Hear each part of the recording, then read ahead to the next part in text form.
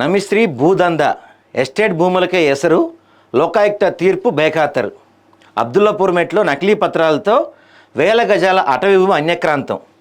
కీలక దస్త్రాలు మాయం చేసి బోగస్ పత్రాలతో ఎస్టేట్ భూమి రిజిస్ట్రేషన్.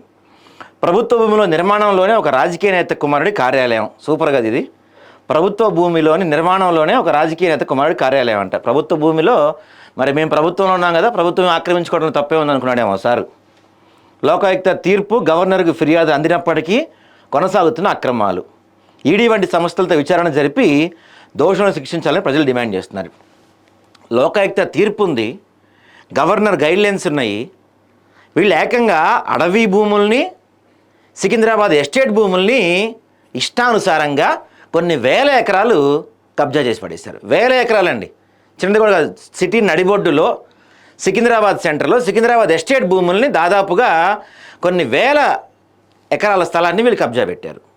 అసలు వీళ్ళ చరిత్ర గురించి ఒక్కొక్కటి బయటికి తీస్తుంటే ఒక చిత్రగుప్తుడి పుస్తకం సరిపోదన్నమాట. అన్ని అక్రమాలు చేశారు వీళ్ళు. ఎంకే రావు ఫౌండేషన్ ట్రస్ట్ పేరిట బోగస్ పత్రాలు సృష్టించి 1770 గజాల భూమిని అక్రమంగా రెగ్యులరైజ్ చేశారు. ఆపై ఏకంగా 10,000 గజాలకు పైగా భూమిని రిజిస్ట్రేషన్ కూడా పూర్తి చేసేశారు. ఈ అక్రమానికి సాక్ష్యాలుగా ఉన్న ఒరిజినల్ ఫైళ్లను భూ పరిపాలన ప్రధాన కమిషనర్ మరియు సికింద్రాబాద్ ఎస్టేట్ కార్యాలయం నుంచి ఏకకాలంలో మాయం చేసేసారంట. ఇప్పుడు రాజు తలుచుకుంటే ఏదో దేనికి కొద ఉండదు అంటారు. బహుశా ఇక్కడ రాజు గట్టిగా తలుచుకుంటున్నట్టు వీళ్ళ కోసం, నమిశ్రీ కోసం.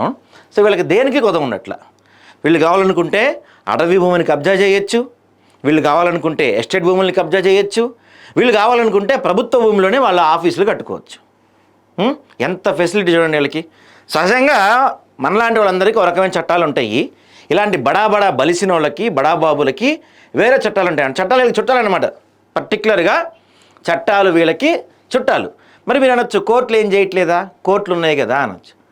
శ్రీశ్రీ గారు ఒక మాట చెప్తారండి, కోర్టుల్లో జరిగేది న్యాయం, కోర్టులు చేసేది న్యాయం, కానీ కోర్టులో జరిగేదంతా న్యాయం కాదు అని ఆయన ఒక మాట చెప్తారు. ఇట్లాంటి వాటికి అవి బాగా యాప్ట్ అనమాట. ఇక్కడ పైకి కనిపించేది ఒకటి, జరిగేది ఒకటి, జరుగుతుంది ఒకటి, కానీ చివరికి జరిగేది మాత్రం ప్రజల నెత్తిన పంగనామం పెడతామే. ప్రభుత్వ ఆస్తుల్ని హ్యాపీగా కబ్జా చేసుకోవటం అనమాట. డీటెయిల్స్ చూపిస్తేటండి మొత్తం మీకు వెళ్ళి. ప్రభుత్వ అండతో, అధికారుల అండదండలతో కొంత రియల్ ఎస్టేట్ మాఫియా డాన్లు చేస్తున్న భూదందాలు రాష్ట్రాన్ని కుదిపేస్తున్నాయి.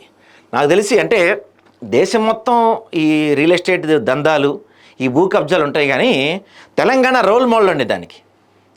భూముల్ని ఎలా కబ్జాలు పెట్టాలి, ప్రభుత్వ భూముల్ని ఎలా దొబ్బేయాలి,